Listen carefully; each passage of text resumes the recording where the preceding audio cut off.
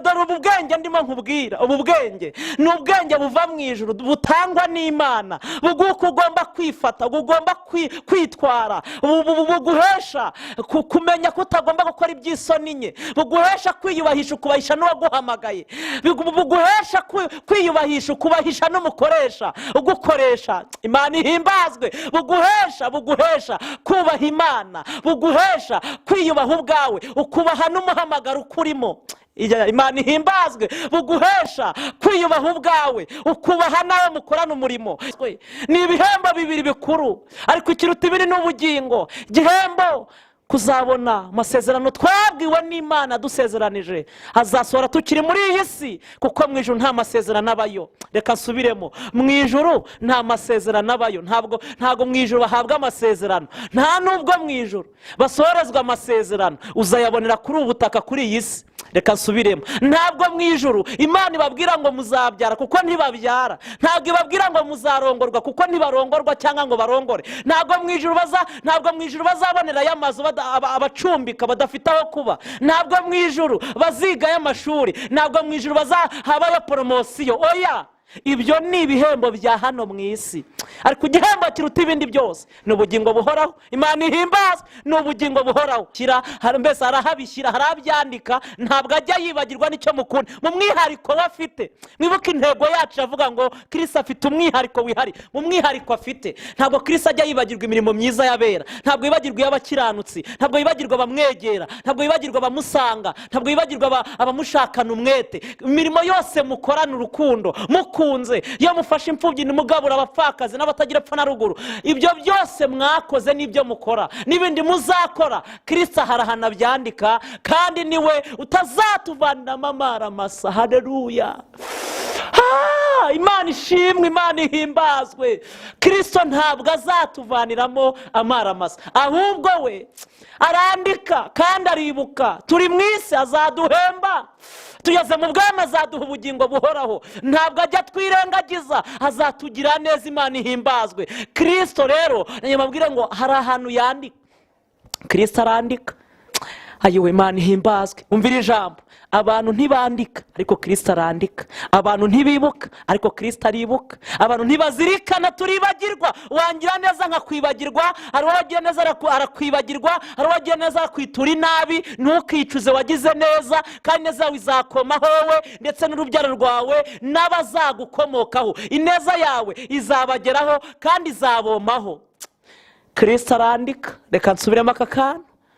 Abantu ntibandika, Kristo arandika. Abantu ntibibuka, Kristo aribuka. Abantu ntibazirikana, Kristo arazirikana. Abantu mbese baribagirwa, ntabwo yibagirwa. Ineza bagize uzayisanga imbere, ineza bagize uzayibona, waba wowe cyangwa bazagukomokaho uzayibona, kuko ineza ntabwo igisaza, ineza irakomeza.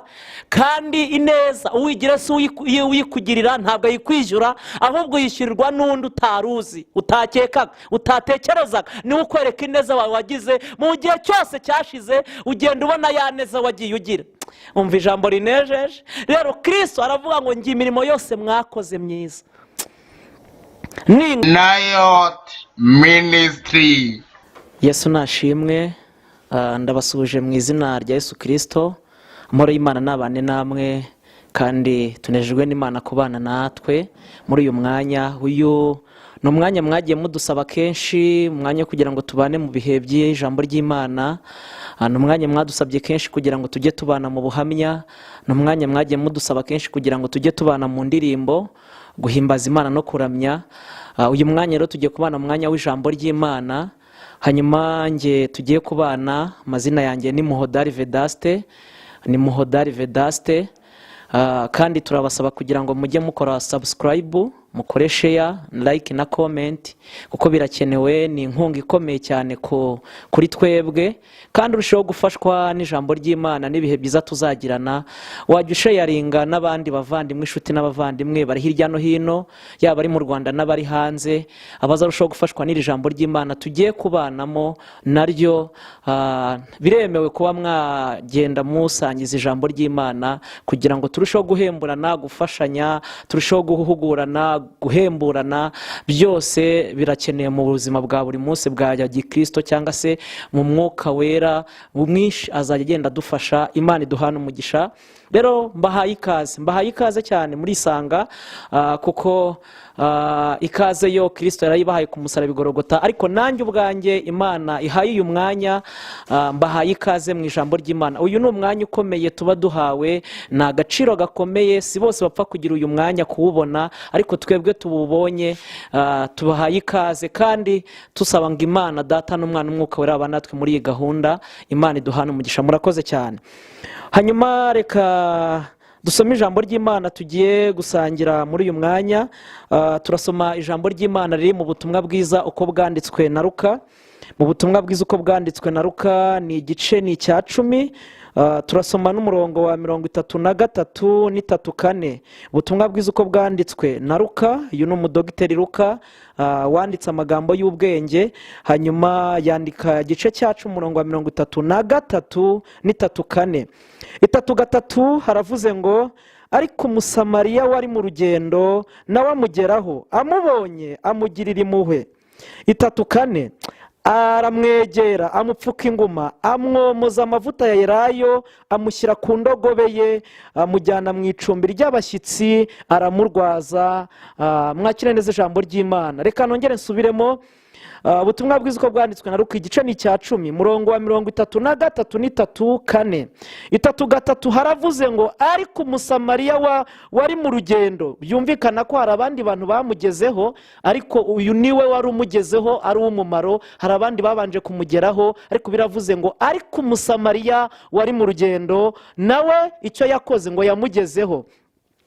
Hanyuma bwa kabiri ngo amubonye amugirira impuhwe. Byumvikana ko hari abandi bamubonye ariko ntibamugirira impuhwe. Hanyuma 34 aramwegera. Hari abandi batamwegereye, bamwirengagije, ariko bamugezeho. Imana ishimwe cyane, yaramwegereye. Hanyuma ngamupfuka inguma. Bivuze ngo hari inguma yari afite abantu batabonye, bose batamugezeho, ngamupfuka inguma. Ngo hanyuma amwomoza amavuta ya elayo. Amavuta ya elayo ni umwuka wera. Turaza kugenda tubibona cyangwa se tubiganiraho hamwe n'umwuka w'Imana uradufasha. Imana iduhana umugisha. Ngamushyira mu icumbi ry'abashyitsi, hanyuma aramurwaza. Mwakire neza ijambo ry'Imana. Imana iduhana umugisha. Iri ni ijambo ry'Imana ishyize ku mitima yacu, cyangwa se ku mutima wanjye, kugira ngo tuganire. Aya ni amagambo meza cyane nakunze uyu munsi.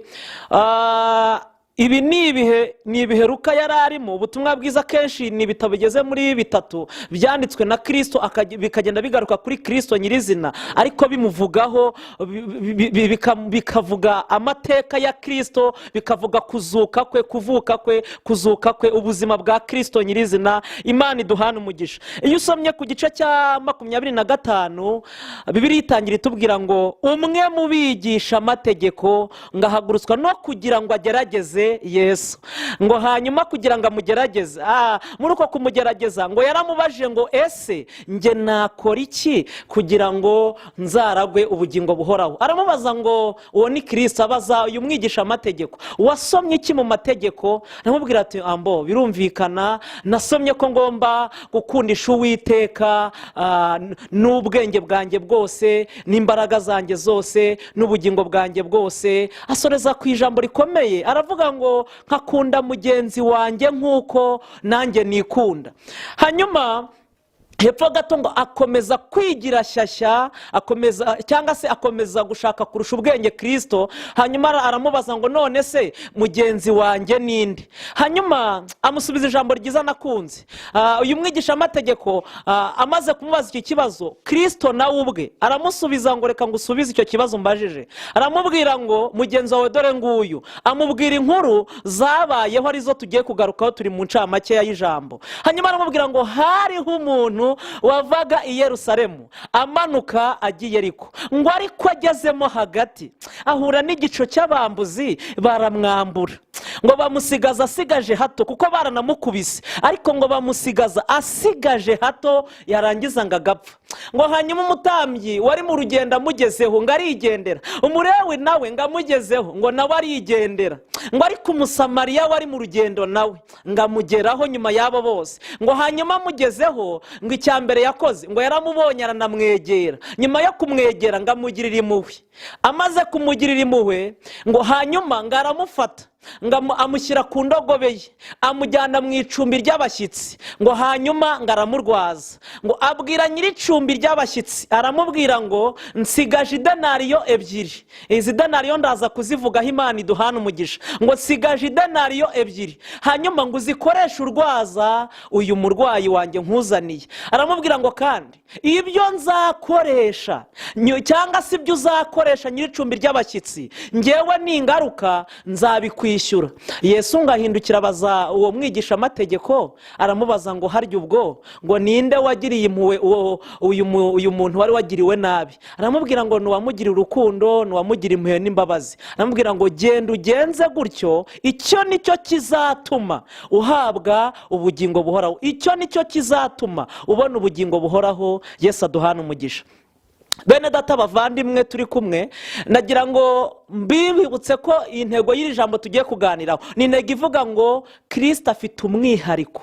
Kristo arihariye, ntabwo avuga nkawe, ntabwo akora nkawe, ntabwo avuga nkatwe, ntabwo akora nkatwe, arihariye, nta bufasha ajya asaba, nta nkunga ajya akenera, ntabwo ababara nk'uko twe tubabarira. Intego y'ijambo tugiye kuganiraho ni intego ivuga ngo Kristo arihariye, afite umwihariko we yihariyeho, niho atandukaniye natwe. Ntabwo atekereza nk'uko utekereza, ntabwo atekereza nk'uko twese dutekereza, ntabwo areba nk'uko tureba, ntabwo ahitamo nk'uko duhitamo, ntabwo atoranya nk'uko dutoranya, ntabwo mbese yitaho nk'uko twebwe abantu batwita akanya gato bakagenda. Intego y'ijambo tugiye kuganiraho nyamukuru iravuga ngo Yesu afite umwihariko wihariye, Yesu arihariye, Yesu atandukanye natwe. Imana iduhana umugisha. Reka dutangire kuri iri jambo twahereyeho.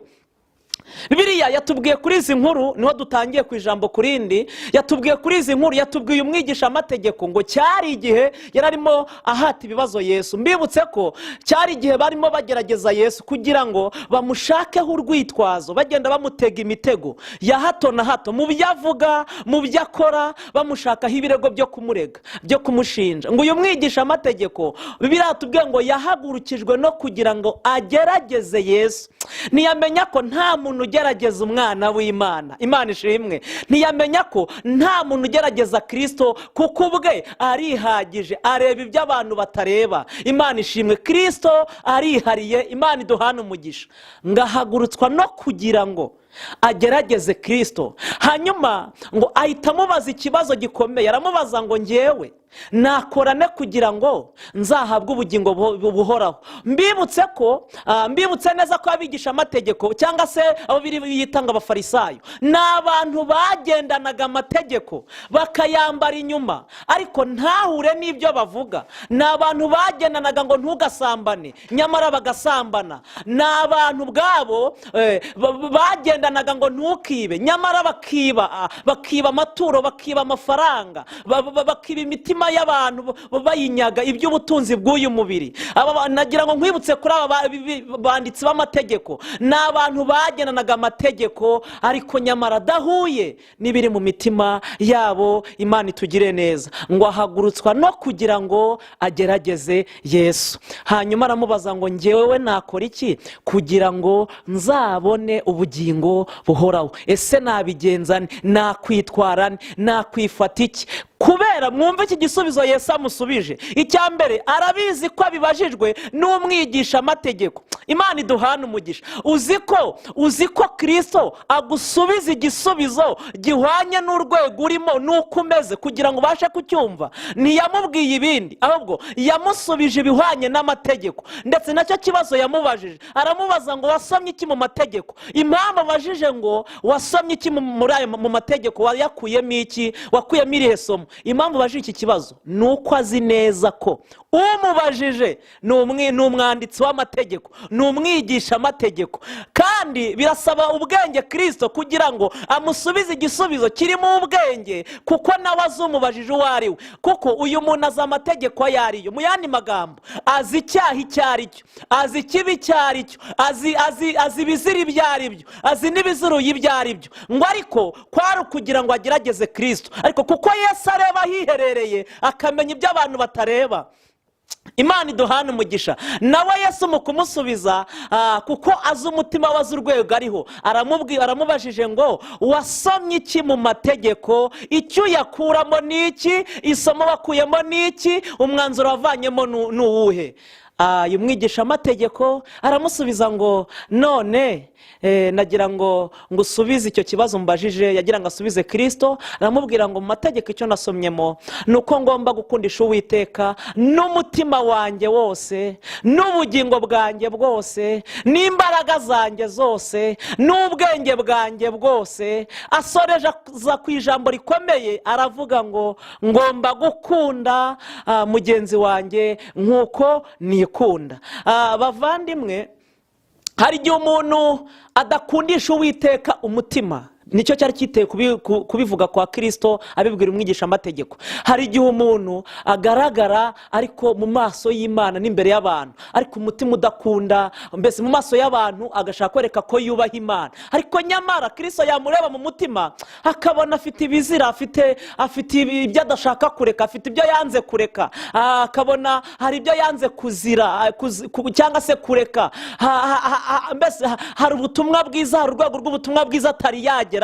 Uyu muntu Kristo iyo amurebye asanga umutima we udakunda Kristo. Hari igihe umuntu ashobora guhagarara imbere y'abantu, imbere y'imbaga nyamwinshi, ibihumbi byinshi, mu matorero menshi atandukanye, ariko yarangiza akereka abantu ko akunda Imana, ariko umutima we udakunda Imana. Hanyuma Kristo aramubwira ngo Kristo aramureba, aramwitegereza, asanga imitima y'abantu kenshi ari idakunda Imana. Ariko uyu musamara, kuko cyangwa se uyu mwigisha amategeko yari amaze kubaza icyo kibazo, amaze gusubiza n'icyo akuye mu mategeko, ijambo rya mbere yahereyeho yaravuze ngo ngomba gukunda Uwiteka nkamukundisha n'umutima wanjye wose. Munyumvire ijambo neza. Hari igihe umuntu ashobora gukunda Uwiteka akanya gato, ariko undi mwanya akabirambika. Hari igihe umuntu ashobora gukunda Uwiteka umunota umwe, ariko mu wundi mwanya akabireka akabivamo. Hari igihe umuntu ashobora gukunda Uwiteka umwaka umwe, undi mwaka akabivamo. Hari igihe umuntu ashobora gukunda Uwiteka isaha imwe, indi saha akaba yabivuyemo. Hari igihe umuntu ashobora gukunda Uwiteka umunota umwe, mu yindi minota akabivamo. Hari igihe umuntu ashobora gukunda Uwiteka mbese ukwezi kumwe, mu kundi kwezi akabirambika. ariko umva biri ikintu tubwiye, iratubwiye ngo tugomba gukunda Uwiteka tukamukundisha n'umutima wacu wose, nta na hamwe tumusigiye, agatura mu mitima yacu, akaba umutima wanjye, akaba umutima wawe, akabana natwe, agatura muri twebwe, agakorera muri twebwe, mbese akabana natwe, akagendera muri twebwe. Imana yacu iduhana umugisha abakristo, Imana yacu iduhana umugisha bene data, abamenye Kristo, abatari bamumenya, musabwa gukundisha Uwiteka n'umutima wanyu wose. Imana iduhana umugisha. Ijambo rya kabiri yagarutseho, yaravuze ngo ngomba gukundisha Uwiteka nkamukundisha n'ubugingo bwanjye bwose. Kuko iyo umuntu akora ibyaha, ntabwo ari bari mu murongo wo gushaka ubugingo buhoraho, ntabwo bari mu murongo wo kuba yagira inyota yo gushaka ubugingo, kuzabona ubugingo buhoraho. Ariko biratubwiye ngo tugomba gukunda Uwiteka tukamukundisha n'ubugingo bwacu bwose. Ijambo rya gatatu yaramubwiye ngo ngomba gukundisha Uwiteka ndetse n'imbaraga zanjye zose. Ijambo rya gatatu ni imbaraga zanjye zose. Izi mbaraga reka mbabwire, hari igihe umuntu abaho akabaho nta mirimo agira. Mbene umuntu ntabwo biragoye ko twavuga ko akunda Uwiteka. Bibiliya iravuga ngo kwizera kutagira imirimo kuba gupfuye, kwizera kutagira ibikorwa, kutagira gufasha abakene, imfubyi, abapfakazi, kwita ku bababaye, kugabura ku bashonje, kwizera kutagira imirimo ku bagupfuye. Rero hari igihe umuntu abaho mu itorero cyangwa se mu idini runaka, ariko akabaho nta mirimo y'amaboko agira, nta kimuranga, nta kintu akora. Imana itugire neza, ariko turasabwa, Bibiliya iratubwiye ngo turasabwa gukundisha Uwiteka n'umutima wacu. Kabiri, turasabwa gukundisha Uwiteka ubugingo bwacu. Gatatu, turasabwa no gukoresha imbaraga zacu mu gukorera Imana. Yewe nagira ngo nkusabe, mu mbaraga zawe ufite ukorera Imana, mu rwego rwawe uriho ukorera Imana, mu butunzi bwawe uriho ukorera Imana, mu bushobozi bwawe uriho ukorera Imana. Reka mbabwire ijambo rikomeye, ntabwo Imana izakubaza ibirenze ubushobozi bwawe, ahubwo izakubaza iby'ubushobozi bwawe uko bungana. Reka nsubiremo, ntabwo Imana izakubaza ibirenze ubushobozi bwawe ufite, izakubaza ibihwanye n'ubushobozi bwawe. Ufite byinshi afite ibyo azabazwa, ufite bike afite ibyo azabazwa. Kandi ntabwo ibyo Imana ari byo ijya yitaho, ntabwo ibyo Kristo ari byo yitaho, kuko afite umwihariko. Mwibuke ko ariyo ntego yacu, Kristo afite umwihariko. Rero ntabwo Yesu areba nkatwe, hari ubwo ukoze duke ahabwa agaciro kuruta uwakoze byinshi. Ariko Imana iradusaba ngo buri muntu wese mu mbaraga nke afite, mu bushobozi bwe, mu mbaraga ze afite, akorere Imana. Imana iduhane umugisha. Kandi mbibutse ko urwego rwose uriho ushobora gukorera Imana nta kigoye kirimo.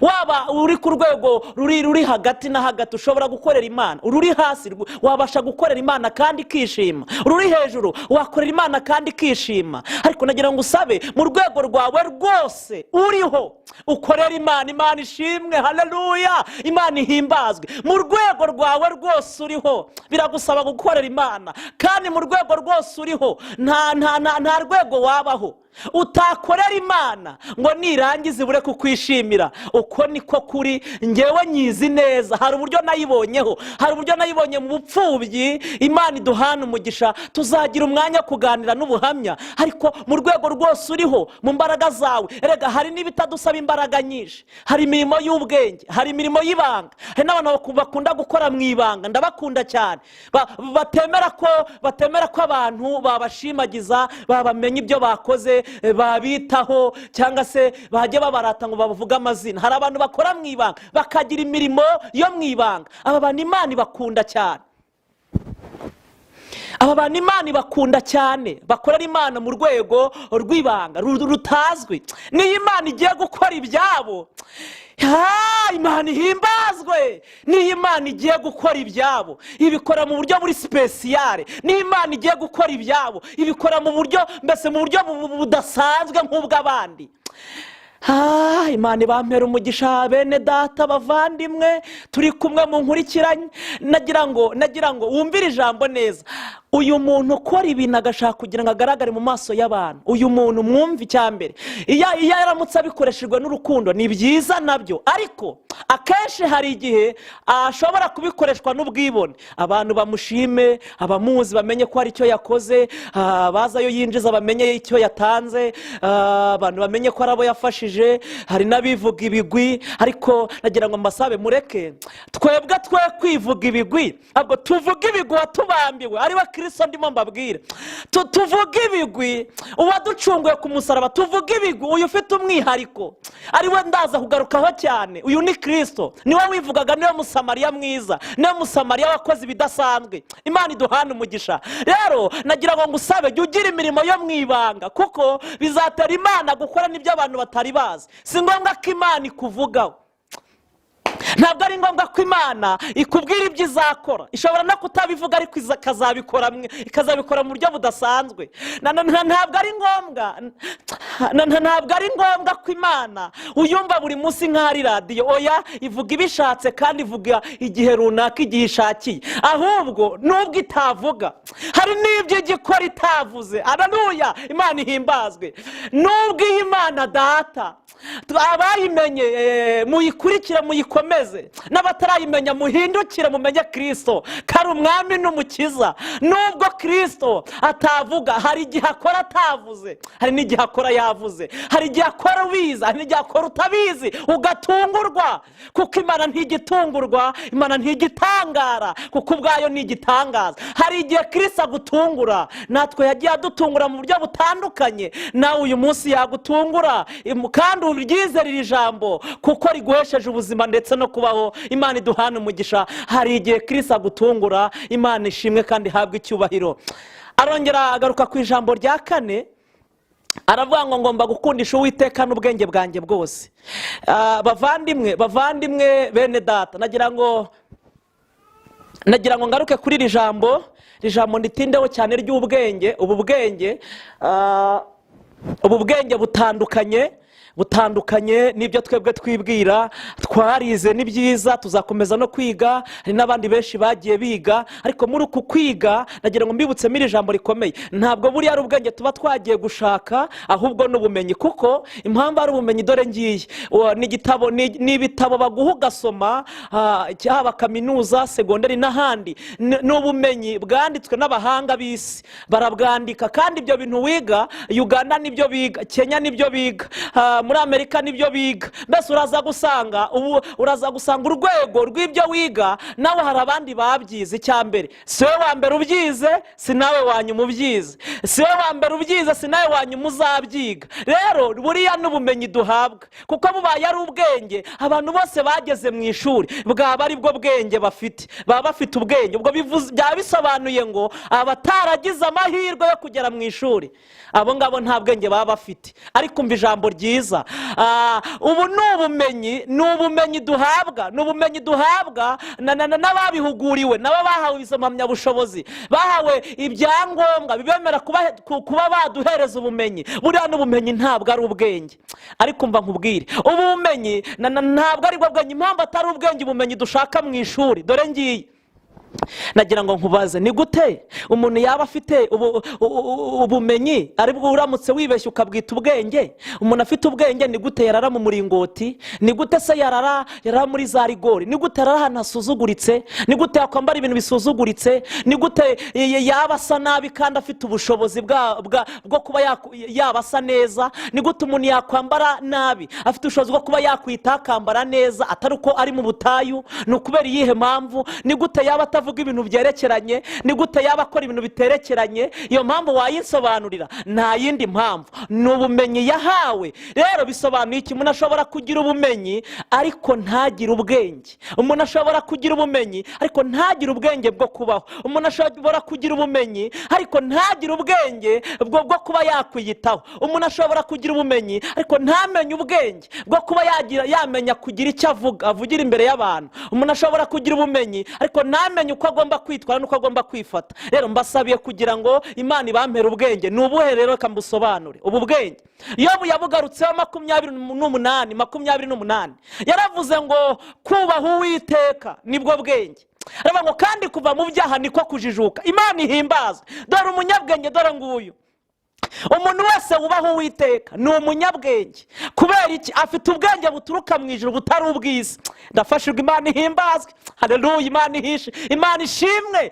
Dore ubu bwenge ndimo nkubwira. Ubu bwenge ni ubwenge buva mu ijuru, butangwa n'Imana, buguko ugomba kwifata, ugomba kwitwara, buguhesha kumenya ko utagomba gukora iby'isoni nke, buguhesha kwiyubahisha, ukubahisha n'uwaguhamagaye, buguhesha kwiyubahisha, ukubahisha n'umukoresha ugukoresha. Imana ihimbazwe. Buguhesha kubaha Imana, buguhesha kwiyubaha ubwawe, ukubaha n'umuhamagaro ukurimo.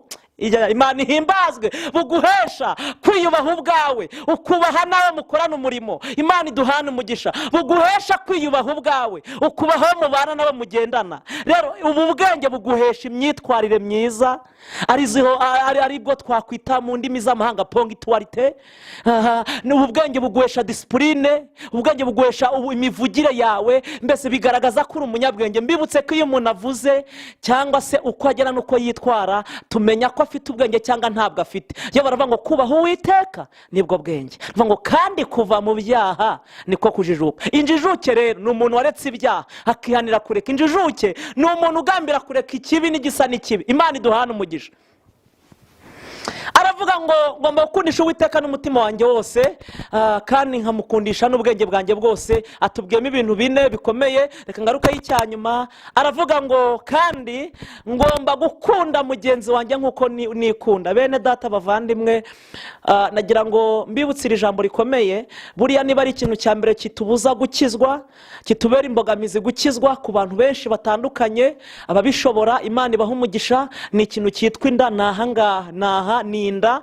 Kenshi umuntu ushobora kumenya ngo uyu muntu arakijijwe cyangwa ntabwo akijijwe kubera inda, kuko inda ishobora kuguhemura, inda yagusebya, inda iragutamaza, inda ituma wiba, inda ituma ukora ibyo utagombye gukora, inda ituma wiba banke, inda yatuma wiba mu kazi ukoreramo, inda yatuma wese koroka, inda yatuma ubeshya. Dore nahangaha ni inda. Aravuga ngo ukunde mugenzi nk'uko wikunda. Kubera iki mvuze kunda? Nuko hari igihe abantu kenshi, hari igihe umuntu arya ugasanga arababurara. Nyabuneka uba uri gukora nabi. Kubera iki? Ntugakore iryo kosa, rirakomeye. Kuko ugomba kwita mugenzi wawe nk'uko nawe wiyitaho. Ugomba kugabura mugenzi nk'uko nawe wigaburira. Ugomba kwambika mugenzi nk'uko nawe wiyambika. Imana iduhana umugisha. Mbese ugomba gukora ibidasanzwe kuri mugenzi nk'uko nawe wabyikorera. Ugomba gukunda mugenzi wawe nk'uko wikunda. Ariko hari igihe kenshi abantu baniyanga ugasanga ntiyakunda n'umuntu nawe ubwe yiyanze, ko birasaba ko nawe ubwawe umenya agaciro ufite mu rukundo rw'Imana, warangiza ugakunda mugenzi wawe, ugafasha imfubyi n'abapfakazi n'abababaye. Imana iduhana umugisha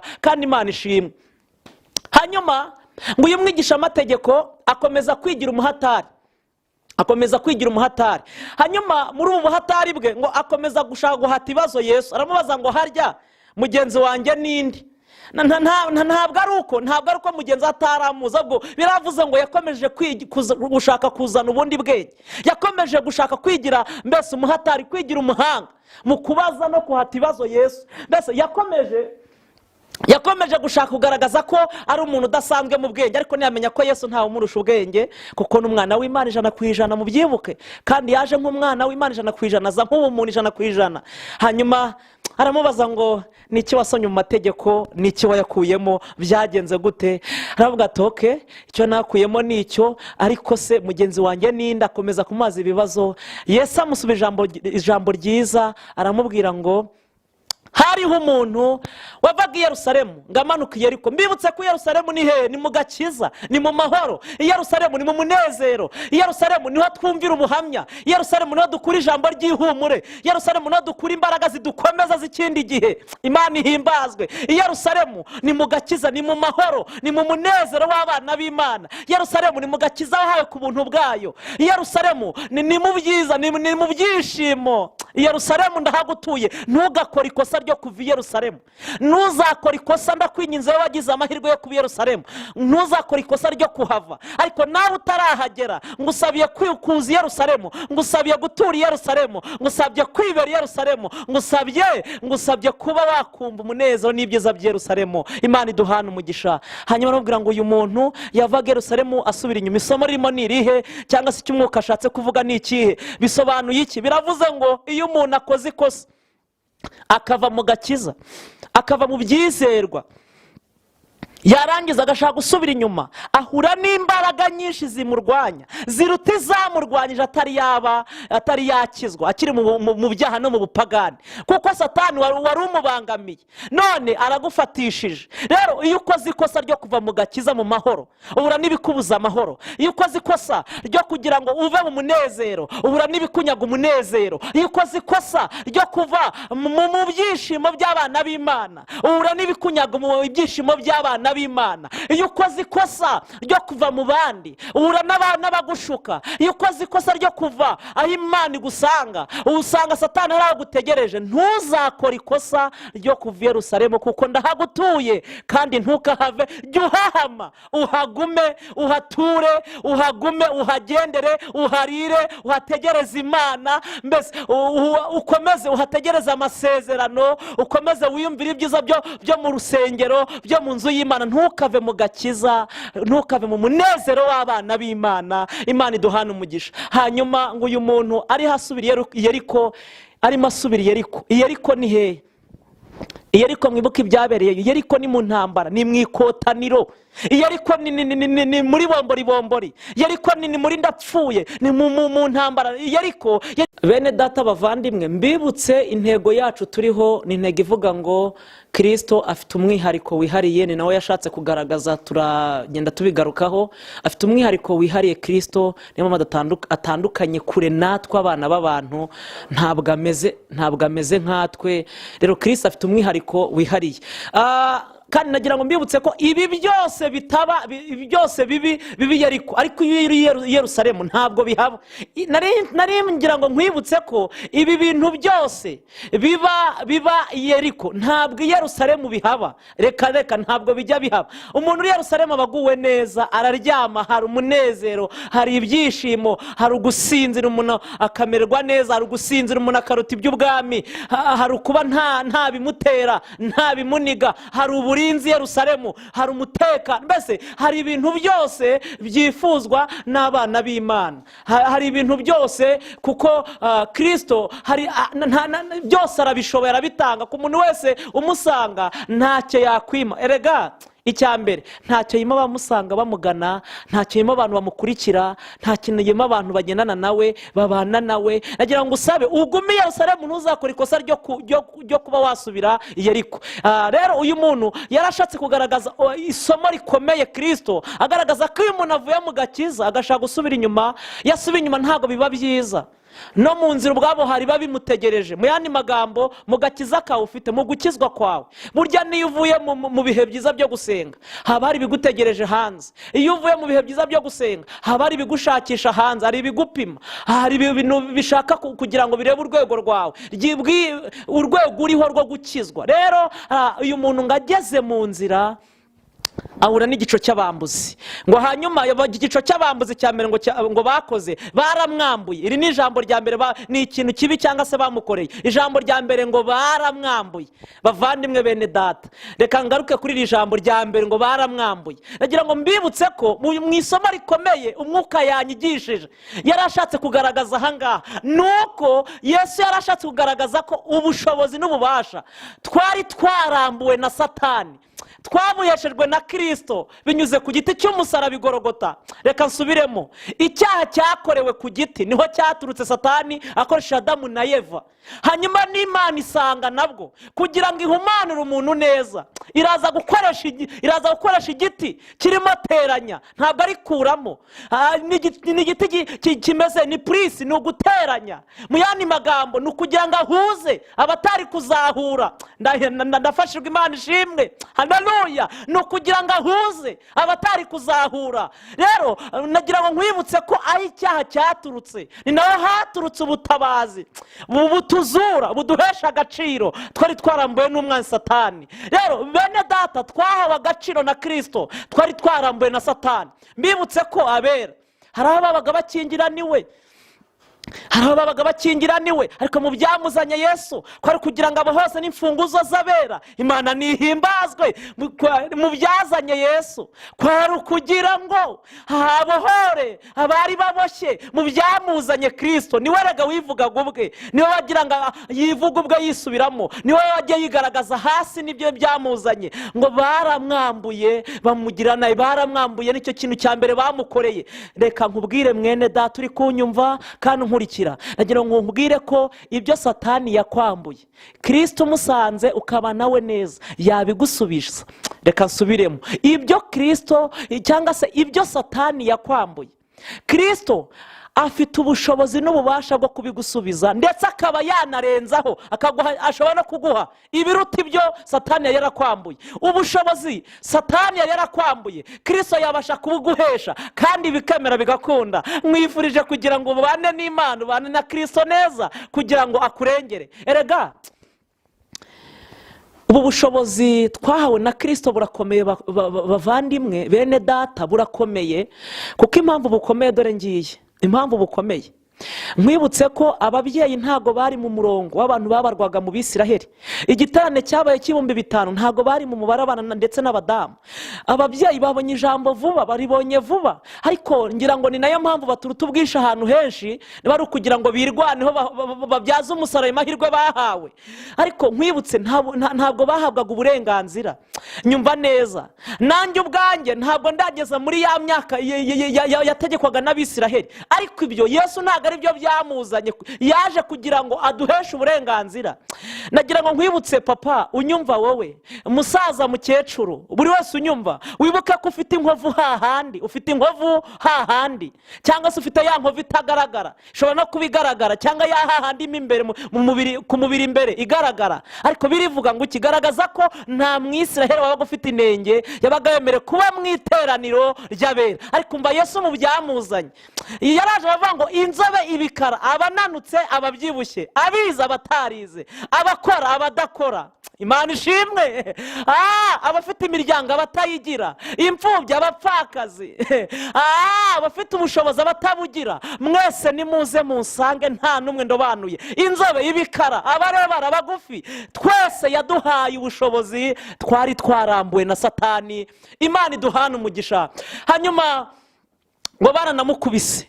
Bene data bavandimwe, twahuye n'ibintu byinshi bidukubita bitandukanye, nkanjye ubupfubyi bwarankubise bihagije, duhura n'ibibazo biradukubita, inzara yaragukubise bihagije, ubukene buragukubita bihagije, kubura imyambaro biragukubita bihagije, gupfusha biragukubita bihagije, ibyakunanije ni byinshi byagiye bigukubita, ariko dushimiye Imana ko mu byo twahuye nabyo tugitangira urugendo n'amagingo n'ubu ntiyigeze yemera ko bitumaramo umwuka. Imana ihimba mu bintu twahuye nabyo bikomeye, bikakaye, biteye ubwoba, biremereye, Kristo aremereye kubirusha, biteye ubwoba, wabitera ubwoba kurusha uko byadutera ubwoba. Ibyo twahuye nabyo bitunaniza niwe wabinanije. Ntiyigeze yemera ko Kristo, ntiyigeze yemera ko Yesu bitumaramo imbaraga zose twari dufite, ntiyigeze yemera ko bitumaramo umwuka. Kubera iki? Yasigaje akuka gake gatuma dukambakamba tugana aho iri. Ndafashirwa. Imana ihimbazwe, haleluya, Imana ihimbazwe, haleluya. Yasigaje umwuka muke utuma dukambakamba tugana aho iri. Reka nsubiremo, yasigaje umwuka muke utuma tuvuga ngo twari tunaniwe, turacogoye, reka tugenda duha imbaraga z'ikindi gihe. Reka nsubiremo, ntiyemeye ko bitumaramo umwuka. Yasigaje umwuka muke utuma tugendagenda tugana aho iri, tuyibwira ngo tweze ibyaha n'ibicumuro, twaracumuye, ariko Imana ihimbazwe. Yasigaje umwuka muke utuma dukambakamba tugana aho iri, tuyibwira ngo Mana duhe ihumure, dore ibitugerageza bibaye byinshi by'uburyo bwinshi butandukanye. Yasigaje ihumure ry'abera. Yasigaje umwuka muke kugira ngo nibura aho twacogoreye tumusange, yongere adushyire mu murongo. Yasigaje umwuka muke utuma kugira ngo inzira twari twarayobye tugaruke mu nzira. Imana ihimbazwe. Yasigaje umwuka muke utuma tugira ngo twongere tuyoboke inzira twari twaravuyemo. Yasigaje umwuka muke kuko twari twaragiye kure, utuma tugaruka aho iri ngo twongere tugirwe neza nayo, twongere duhabwe imbaraga n'ubushobozi nayo. Imana ibambere umugisha, Imana ishimwe. Ntiyemeye ko bitumaramo umwuka. Imana ihimbazwe, haleluya, Imana ishimwe, Imana ihimbazwe. Ngo umutambyi amugeraho, ngo aravuga ngo amateraniro aramfashe, ngiye mu materaniro, ngiye kuyobora. Ngo baramucitse arigendera. Umurewi nawe bamugezeho, ndavuga uyu muntu wakubitiwe mu nzira niwe ndiwe mvuga. Yesu yaravuze ngo amugeraho, nawe amubonye, ngo arebye ku masaha asanga amasaha yo kwigisha yamufashe, ngo arigendera. Ngo amugezeho, ngasanga nta kintu wenda afite ari bumuhe, dore ko muri iyi minsi hari igihe umuntu akorera umuntu icyiza kubera ko hari inyungu amuteganyaho, kubera ko hari igihe umuntu asengera undi kuko hari inyungu amuteganyaho. Ntabwo ari byiza. Mureke tubane neza amahoro muri Kristo Yesu, kuko izaduha ubugingo ni imwe, yaduhamagaye ni imwe, n'izatugira neza ni imwe, yavuganye natwe ni imwe, n'izasohoza ni imwe, n'izakora ni imwe. Mureke tubane neza n'abantu bose amahoro, tugire neza abantu bose, dusengere abantu bose, bose dufashe abantu bose, ngamugezeho ngabona nta kantu wenda yamuha yamugezaho. Mbese ibyo byose ngo byarabaye muri iyo nzira, habayemo inzira ndende. Ngo ariko umusamariya, haleluya, haleluya, haleluya, Imana wastifo ela edra tando ela do before Imana sti ela zonewa. Imana ihimbazwe, Imana ishimwe, Imana ishimwe, Imana ishimwe. Mfashijwe n'uyu musamariya ariwe Kristo wivugaga ubwe. Mwibuka intego yacu iravuga ngo Kristo afite umwihariko wihariye. Kristo arihariye. Kristo ntabwo ameze nkatwe, ntabwo akora nkatwe, ntabwo atoranya nkatwe, ntabwo arema nkatwe, ntabwo iyo agiye gukora agira undi anyuraho, ntabwo yari ntawe umudutumaho ngo azagere ngo duteranye nawe. Ahubwo Kristo ubwe azi ukuri kwawe, ndetse niyo abishatse aza kwirebera, azi ubuhamya bwawe, azi uko uhagaze, azi uko umeze, azi uko ugenda, azi intege nkeya zawe, azi aho utsindirirwa, azi intege nke, azi aho utagira imbaraga. Ariko uyu musamariya mwiza, uyu musamariya mwiza, halala bifone stita lala wazonewa, uyu musane wato bifo, uyu musamariya mwiza ngamugezeho. Mbu umusamariya ndimo nkubwira muvandimwe mwene data unkurikiye, uyu musamariya ngamugezeho.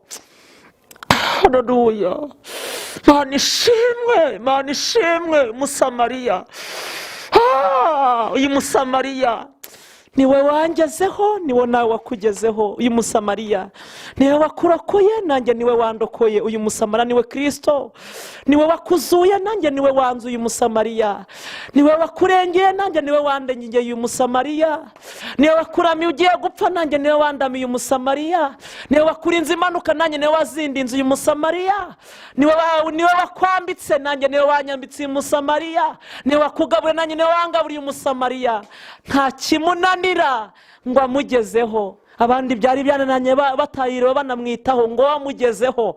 Akora igitandukanye n'icy'abandi, ngo wamugezeho. Akora ikintu kiri special, kiri special mu ndimi z'amahanga. Uyu musamariya amugezeho. Imana ishimwe. Haleluya, haleluya, haleluya, haleluya. Imana ihimbazwe, Imana ihimbazwe, Imana ishimwe. Uyu musamariya amugezeho. Ngo icyambere ngo yaramwegereye, abandi bari banze kumwegera. Ngo we yakoze ikintu gikomeye, aramwegera. Cyo ni icya kabiri yakoze. Icyambere abanje kumubona amugeraho, ngo aranamwegera. Mu yandi magambo ntiyamusubiza inyuma. Dushimiye Kristo ko nta muntu ajya asubiza inyuma. Niyo umuntu yananiwe akamubwira ngo ngenda naniwe, mfite intege nkeya, ukazemera, aguha imbaraga. Mbibutse impamvu Imana itagitanga imbaraga ku bantu bamwe na bamwe. Abenshi ni uko hari igihe baba biyumva ko bafite imbaraga, nyamara ntazo dufite. Dushobozwa byose na Kristo uduha imbaraga. Kandi mbibutse ko iyo uri imbere y'ukurusha ubushobozi uca bugufi. Iyo uri imbere y'ukurusha amaboko uca bugufi. Iyo uri imbere y'ukurusha ijambo vuga make. Rero ni nako iyo twageze imbere ya Kristo biradusaba iki? Biragusaba ngo mubwire ngo Kristo, njye ntabwo nshoboye, wanshoboza bigakunda. Njye ntabwo mbashije, wambashisha. Njye ntacyo nakora, wankoresha. Imana ntijye kwihishira zikagukoresha, kandi iraza ukayibona igenda, ukayibona ivuga kandi ikora. Mbifurije kubana n'Imana. Imana ishimwe. Kristo afite umwihariko wihariye. Imana iduhana umugisha. Hanyuma ngo birangije amaze kumwegera, ngo amugirire impuhwe. Bene data bavandimwe, erega Yesu ni ufite impuhwe zuzuye, abantu ntazo bagira. Impamvu nta mbabazi abantu bafite zuzuye. Iyo umuntu agukoshereje mu buzima busanzwe, ni kamere muntu tugira. Iyo umuntu agukoreye ikosa, uravuga ngo ndakubabariye. Ejo iyo yongeye uravuga ngo n'uburongeye none se ubwo yarakubabariye cyangwa harantu yari yarabibitse gusa ntabwo yakubabariye? Reka nkubwire, umudamu iyo akoreye ikosa umugabo ahita abwira umudamu ati ndakubabariye. Hanyuma ejo umudamu yakorera irya kabiri ati mada n'ubu ngo burongeye nanone, mada n'uburongeye. None se ubwo yaramubabariye cyangwa ntabwo yamubabariye? Ariko umva ijambo rinejeje. Yesu ngo yuzuye umutima n'imbabazi n'ubuntu, yuzuye urukundo, yuzuye impuhwe nyinshi abantu batakugirira. Iz'abantu batagufitiye Yesu arazigufite. Agira ngo ngusabe wowe abantu batagiriye impuhwe, ngwino usange Yesu agufitiye impuhwe. Wowe abantu batagiriye imbabazi, Yesu agufitiye imbabazi. Wowe abantu batitayeho, Yesu akwitayeho, aragushaka ngwino. Wowe abantu bategereye, bahunze, bataye, ngo ino Yesu ntabwo yaguta ahubwo arushaho kukwegera. Imana ihimbaza. w'abantu baretse ngo ino Yesu ntabwo yakureka. w'abantu batakaje ntabwo Yesu yagutakaza. Imana iduhana umugisha. Imana ishimwe. Haleluya. ntabwo Yesu yagutakaza. ntabwo Yesu yagutakaza. hanyuma ngamugirira impuhwe, harangije ngamupfuka inguma, nkamupfuka inguma. hari igihe umudamu agira igikomere akacyambariraho superi. hari igihe umugabo agira igikomere akacyambaraho congo cyangwa ikositimu nziza ye ihenze. hari igihe umugabo agira igikomere atabwira umudamu we. hari igihe umudamu agira igikomere atabwira umugabo we. hari igihe ababyeyi bagira igikomere batabwira abana babo. hari igihe umuntu agira igikomere atabwira aho akorera umurimo. hari igihe umuntu agira igikomere atabwira ko ararimbamo. hari igihe umuntu agira igikomere atabwira aho abantu basengana. hari igihe umuntu agira igikomere atabwira aho ateranira, atavugira aho ateranira. hari igihe umuntu agira igikomere abantu batashobora kumenya, kuko hari ibikomere bigaragara n'ibikomere bitagaragara. ariko nyumva neza ngo Yesu mu mwihariko afite, mwibuke intego yacu. Yesu afite umwihariko wihariye. umva, Yesu afite umwihariko wihariye. muri uwo mwihariko we areba ibyo abantu batareba. muri uwo mwihariko we areba aho abantu batabona. muri uwo mwihariko we aho ugeze imboni z'amaso yawe ijisho rya Yesu rirakomeza. reka nsubiremo. aho ubona wigarukiriza, aho ubona imboni zawe zigarukira z'amaso yawe, Yesu we arakomeza areba harenze aho ngaho. reka nsubiremo. wowe aho ubona amaso yawe agarukira, aya Yesu arakomeza. reka nsubiremo. wowe aho ubona imboni z'amaso yawe zitageza, Yesu awagezayo. ariko ngo niwe urimenya igikomere akakireba akakimenya mu mutima, ngo yakireba akakimenya, kandi yakimenye icyo mukundiye dore ngiki. ntabwo bigarukira aho ngaho, ahubwo bimutera kugira gahunda nziza kugira ngo akomore. kuko umuntu ashobora kukomora by'akanya gato bikarangira, heje akongera agasubizamo ahandi yari yarakomerekeje kandi yari wagukomerekeje. kandi ibikomere duhura nabyo ntutekereze ko ushobora kubiterwa n'uwa kure, n'uwa hafi yawe. ibikomere duhura nabyo ntabwo umuntu abiterwa n'uwa kure, n'uwa bugufi bwawe. rega umudamu ashobora kugira igikomere, ashobora no kugiterwa n'umugabo we. umugabo agira igikomere aterwa n'umudamu we. abana bagira ibikomere baterwa n'ababyeyi babo. ababyeyi bagira ibikomere baterwa n'abana babo babyaye bakabibirara. ariko umva, Yesu niwe uzi ibikomere byose abantu tugenana muri iyi si, kandi ni nawe ubasha kubyomora akabimenya akagira uko abigenza. niwe utajya ubura uko abigenza mu mwihariko afite, niwe utajya unanirwa mu mwihariko afite, niwe udupfuka ingoma akazupfuka. kandi ikintu kinejeje Yesu ubundi hari igihe umuntu agira igikomere mu bintu bisanzwe. hari igihe umuntu agira igisebe kigakira, cyamara gukira agasigarana igikomere. yasigarana igikomere hagasigara inkovu ntisibangane ntiyibagirane. ariko umva ikintu nkundiye Yesu. iyo Yesu yakugezeho, cyangwa yaje aho uri, cyangwa yagusanze, cyangwa yakwegereye, cyangwa yamanukiye kuri wowe, iyo yagupfutse igikomere ntabwo asigaza n'inkovu. mu yandi magambo, reka tugaruke mu buryo bw'umwuka. bivuze iki?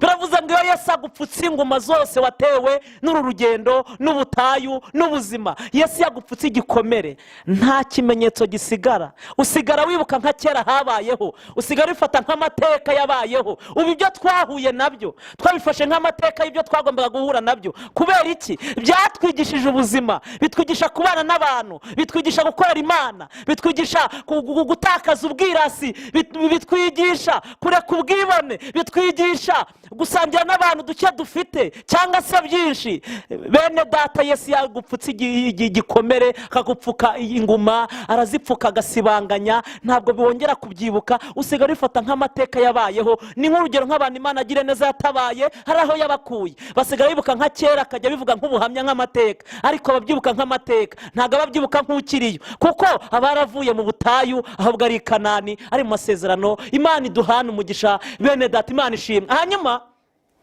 ngamugirira impuhwe, ngaranamupfuka kandi amupfuka inguma. ikindi kintu yakoze gikomeye kinejeje, Imana ishimwe. haleluya, haleluya, haleluya, haleluya. Imana ihimbazwe. Kristo akora ibintu bikomeye. Kristo arihariye, Kristo arihagije. Bene data bavandimwe, Kristo nta kimunanira. Mwegere, mwizere, mukurikire, kurikiza ibyagusaba n'ibyakubwira, umva inama kugira. Kristo arihariye, nta kimunanira. Imana ishimwe. Haleluya, haleluya. Imana ihimbazwe, Imana ishimwe, Imana ishimwe, Imana ishimwe. Imana ihimbazwe ni iyacu, yo yatwemeye nihimbazwe. Muyimpera icyubahiro muri hose. Imana ihimbazwe, irihariye, irihagije, nta kinanira, nta kiyitera ubwoba, ntigira ubwoba, ntitinya, ntabwo igihahamuka, ntabwo igitinya, ntabwo igihunga. Ayiwe, Imana ihimbazwe, ntabwo ijya yumva amabwire. Kristo arihagije, Imana ihimbazwe kandi ishyirwe hejuru. Kristo arihagije, Kristo arihagije ubwe. Ngo aramufata ngo amushyira ku ndogobe ye. Bene data bavandimwe, iyi ndogobe reka se nk'uyivugaho. Iyi ndogobe yasobanuraga iki mu buryo bw'umwuka? Iyi ndogobe yasobanuraga ko Yesu wenyine waje mu isi niwe ufite umugongo mugari wo kuduheka.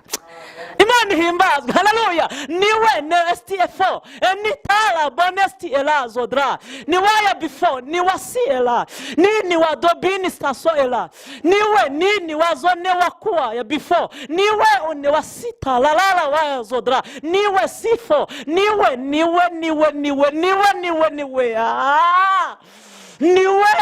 niwe ntawuhanya nawe, niwe nta wundi. Niwe ufite umugongo mugari wo kuduheka, niwe uduhetse. Ariko umva ikintu mukundiye rega, umva ikintu kinejeje mwene data muvandimwe, umva ikintu kinejeje. Umuntu yaguheka kuri minerevare umwaka umwe wa kabiri akagushyira hasi. Umuntu yaguheka mu bukwe ariko aje akagucyurira. Umuntu yaguheka ku nkwano nk'umusore, nka mugenzi wanjye w'umusore agiye gukoresha ubukwe. Umuntu yamuheka ku nkwano ariko aje akamucyurira cyangwa se akamwihinduka.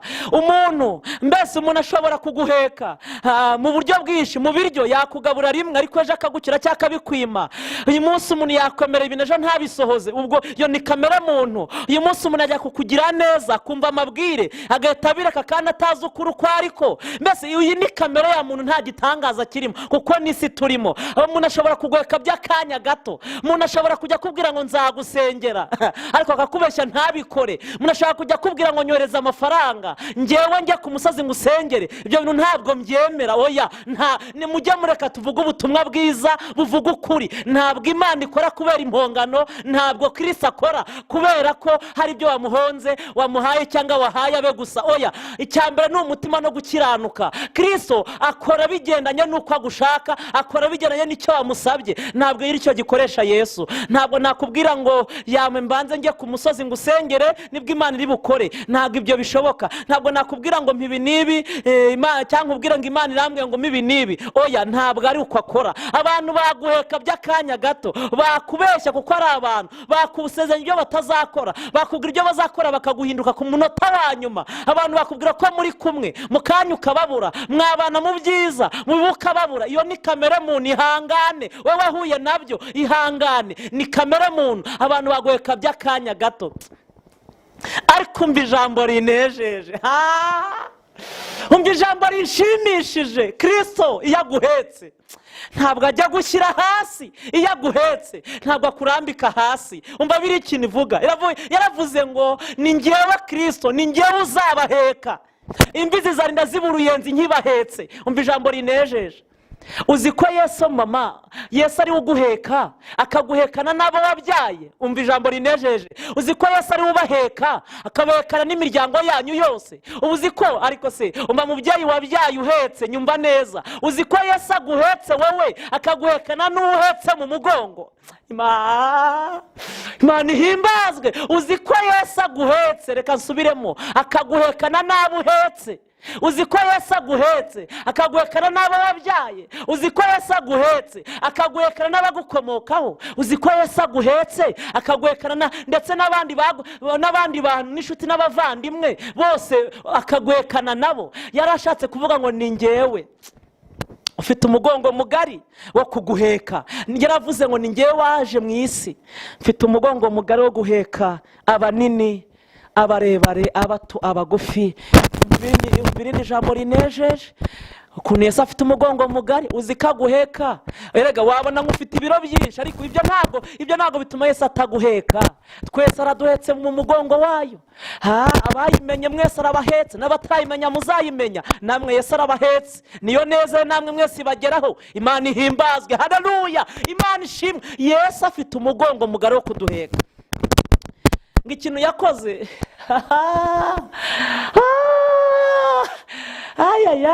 Imana ihimbazwe. Kristo wanjye nashimwe, Kristo wacu nashimwe, Kristo wanyu mwese nashimwe. Ayiwe Uwiteka we, Imana ihimbazwe kubwira ijambo Imana iduhaye aya masaha, uyu mwanya. Imana ihimbazwe. Ngo aramufata amushyize ku ndogobe ye, ngamujyana mu icumbi ry'abashyitsi. Iri cumbi ry'abashyitsi ni hehe? Ni inzu y'Imana. Nicyo Yesu yarashatse gutangamo isomo. Ni inzu y'Imana. Icumbi ry'abashyitsi ni inzu y'Imana. Kuki ari icumbi ry'abashyitsi? Ni inzu y'Imana. Niyo nzu, niryo cumbi ry'abashyitsi. Icumbi ry'abashyitsi ninde? Ni pasiteri, ni mwari. Umva neza, nyumva neza. Mwibuke ko twese kandi ngo uyu murwayi icumbi ry'abashyitsi, ngo bahise babwira nyir'icumbi ry'abashyitsi, aramubwira ngo ngaho murwaze. Umva, nyumva neza. Ariko mani, haleluya. Ayiwe, mbega ijambo ngo riranyica, mbega ijambo ngo ndarikunda, mbega Kristo ukuntu aryoha. Mwifurije kumukurikira no kumukorera. Mwifurije kujya umutumikira ibyo agutumye ukavuga ibyo akubwiye. Mwifurije kugira ngo ujye uhora umwegera kuruta wakwegera abantu. Haleluya, Imana ihimbazwe. Imana ishimwe, Imana ihimbazwe. Haleluya. Umva ijambo rinejeje. Twaje turwaye, tuza mu nzu y'Imana, niho twakiriye. Twari dufite ibikomere by'ibyaha, dufite iby'ubu buzima busanzwe iby'uyu mubiri, twakiriye mu nzu y'Imana. Twaje tumeze nabi, dukira mu nzu y'Imana. Twaje nta byiringiro, twabiboneye mu nzu y'Imana. Twaje nta nzira, twaziboneye mu nzu y'Imana. Twaje nta cyerekezo, twakiboneye mu nzu y'Imana. Twaje tudaseka, twasekeye mu nzu y'Imana. Twaje nta munezero, twaboneye mu nzu y'Imana. Twaje nta byishimo, twabikuye mu nzu y'Imana. Twaje nta epfo nta na ruguru, twabonye inzira n'icyerekezo n'ubuzima mu nzu y'Imana. Twaje nk'abenda gupfa, tubona ubuzima mu nzu y'Imana. Twaje ntawe utwitayeho, twabonye ababyeyi mu nzu y'Imana. Twaje nta bavandimwe, twababonye mu nzu y'Imana. Ayiwe, haleluya. Ayiwe, mumere Kristo icyubahiro. Imana ihimbazwe. Haleluya. Twaje tugubwa nabi, tugubwirirwa, tubona ihumure, tugubwa neza tugeze mu nzu y'Imana. Tuza nta humure, twariboneye mu nzu y'Imana. Tuza nta byishimo, twabiboneye mu nzu y'Imana. Imana ihimbazwe. Imana muyimpera icyubahiro. Aho muri hose Imana muyimpera icyubahiro. Imana ihimbazwe. Twaje nta buryo, tubonera mu nzu y'Imana. Twaje tutazi kwambara, twambariye mu nzu y'Imana. Twaje nta sura, twayiboneye mu nzu y'Imana. Twaje iminkanyari yaraje, dore twabanye agasura mu nzu y'Imana. Rero twaje turi abarwayi, dukira mu icumbi ry'abashyitsi. Kuko mbibutse neza, Yesu ntabwo yazanywe n'abazima, yazanywe n'abarwayi. Yaje kuri twe turwaye, aratuzana. Turwaye ibyaha, turwaye iby'ubu buzima n'iby'umubiri, ariko twakiriye mu nzu y'Imana.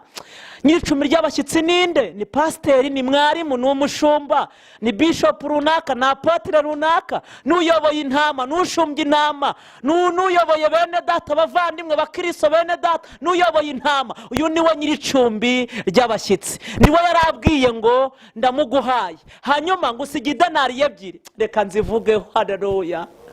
Haleluya. Hato bisti fola la zone edra tando waya before nesti ela mani wasifo. Haleluya. Umva ijambo rinejeje. Wowe nkurikiye, turi kumwe muri uyu mwanya. Umva ijambo rinejeje. Kristo yasize idenari ebyiri mu nzu y'Imana zo kugira ngo zizaturwaze.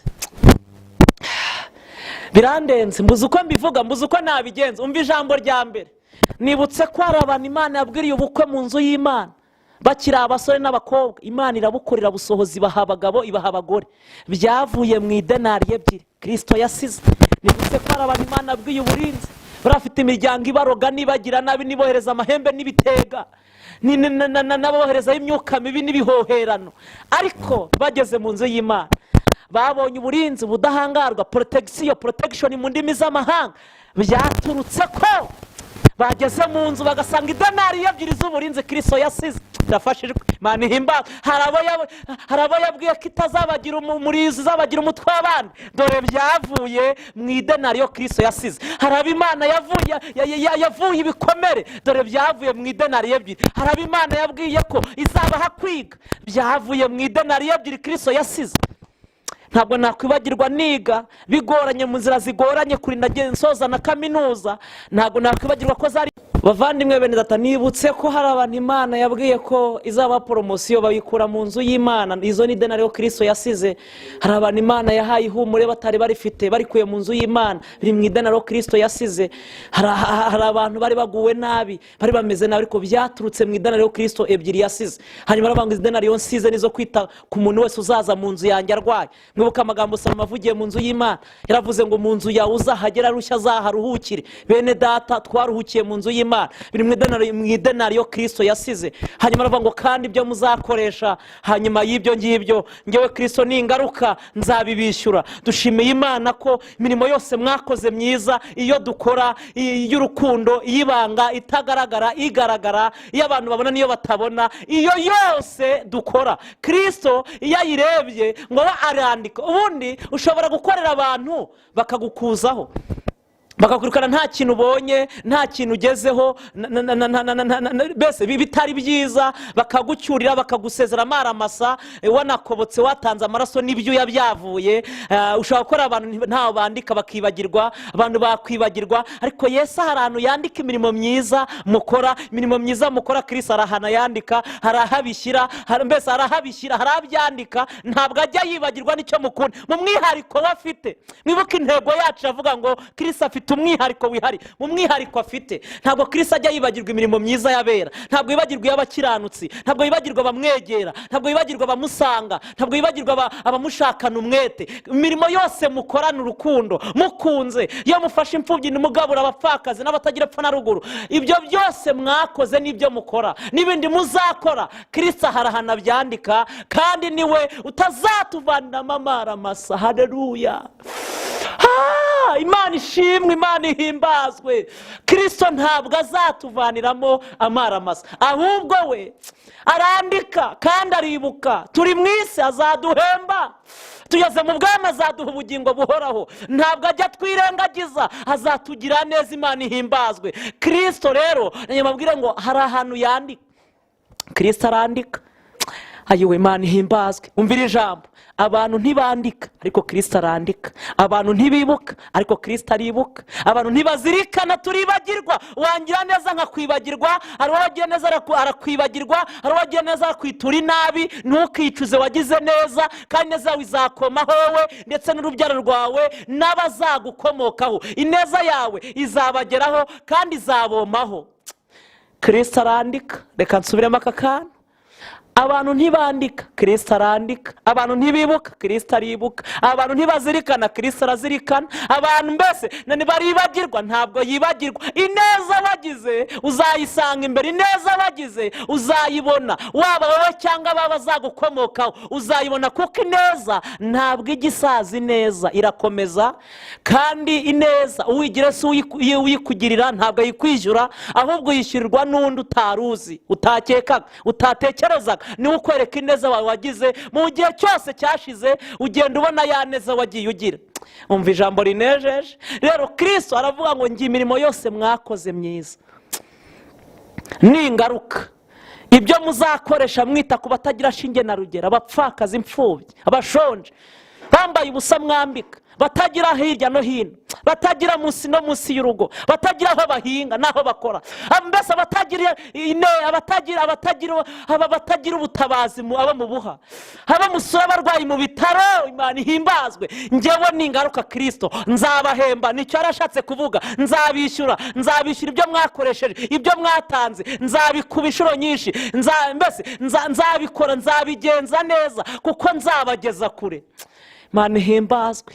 Nejejwe n'Imana, ijambo rinejeje rikomeye cyane. Haleluya. Ijambo rinejeje nuko Kristo mu by'ubu buzima ntabwo adutererana, abana natwe mu bwami, ntabwo azatureka, azaduha ubugingo. Imana ihimbazwe.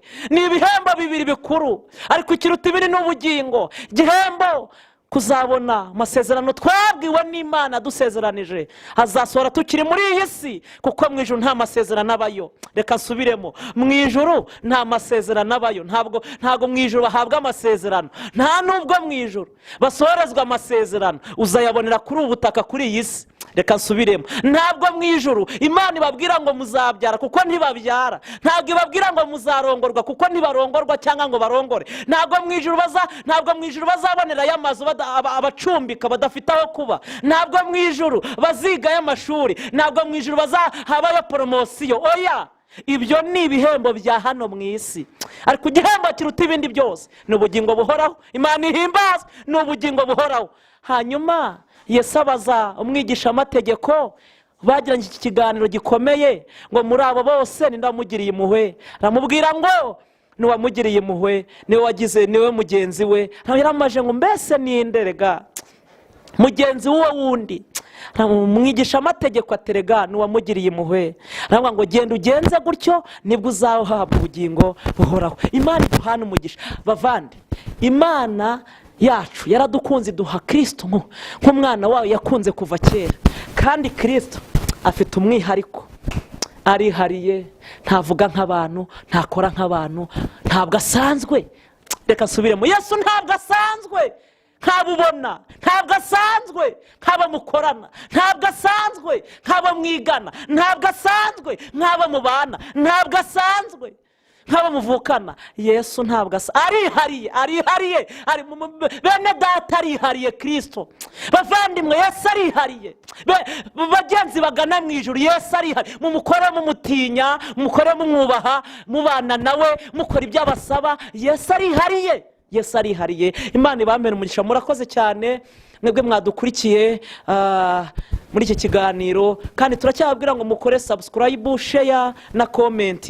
Ni inkunga ikomeye kuri twebwe, kugira ngo n'ibindi byigisho cyangwa ijambo ry'Imana tuzajya tuganira rye rikugeraho mu buryo bworoshye, haba n'indirimbo, ubuhamya. Muzajya mudukurikira, tubane namwe, kandi turabishimiye kubana namwe. Imana ibaha umugisha. Reka dusenge. Imana iduhana umugisha. Dusengere muri iri jambo. Kristo arihariye. Hanyuma wisuzume mu mutima wawe, urebe ese uri mu murongo Imana ishaka? Uri mugenzi wa bagenzi bawe, cyangwa se uri mu bantu bafasha bagenzi bawe? Umutima wawe ukunda Imana? Ukundisha Uwiteka n'umutima wawe wose? Ukunda Imana? Ubwenge bwawe bukunda Imana? Ubumenyi bwawe bukunda Imana? Cyangwa se imbaraga zawe zikunda Imana? Ese muri titire ufite ukunda Imana? Tugiye gusenga Imana. Ese mu buzima bwawe buri munsi urumva ukunda Imana? Ukunda mugenzi wawe nk'uko wikunda? Ubugingo bwawe bukunda Imana? Imbaraga zawe uzikoreshereza Imana cyangwa uzipfusha ubusa mu bindi? Reka dusenge. Imana iduhana umugisha. Kristo arihariye, turushaho kumwubaha ndetse cyane no kubana nawe, no kuba ahari, no kuba bugufi bwe. Imana iduhana umugisha. Mana, turagushimiye, turaguhimbaje kuko wera kandi ukabukiranuka. tunejejwe n'uyu mwanya uduhaye w'ijambo ry'Imana, kandi n'ukuri dusobanukiye ko wihariye, ntabwo usanzwe, ntabwo umeze nk'uko abandi bameze. Tumaze kusanga ko ufite umwihariko wihariye, kandi intego yacu nuko udasanzwe, urihariye ubwawe mu bushobozi, mu bubasha, mu mbaraga, mu gukomera, mu gutekereza, mu kurema, mu kuzura, mu gusohoza, mu kuvuga. Urihariye. Haleluya. Imana ihimbazwe. Urihariye. Imana ishimwe. umutima urihariye, ntabwo umeze nk'abantu, ntumeze nkatwe, ntabwo utekereza nkatwe, ntabwo uzatanga ubugingo ugendeye kuri twebwe, ntabwo uzatanga ubugingo ugendeye ku byo abantu bavuga, ntabwo utobara kubera ko ugenda ku byo twakoze ejo hashize, kuko ufite imbabazi zuzuye, urihariye. Mwene data, musabe kugira ngo umutima we ugukunde, musabe kugira ngo ubwenge bwe bukubahishe bugukunde, musabe kugira ngo imbaraga ze zigukorere, musabe kugira ngo amahoro agure muri we, musabe kugira ngo akunde mu bagenzi nk'uko yikunda. Mbasabiye abantu bose kubana n'abantu bose amahoro, ababahemukiye bababarire, ababagiriye nabi bababarire, ababababaje bababarire, ababagiriye neza bakabihinduka inabi, bakabitura inabi, kuko bagize neza ntibakicuze ngo bashake gusubiza umutima inyuma kuko bakoze neza. Urakoze kumvishe gusenga kwacu, urakoze kumvishe kwinginga kwacu, mu izina rya Data wa twese n'iry'Umwana n'iry'Umwuka wera, amen. Murakoze cyane, Imana ibahe umugisha.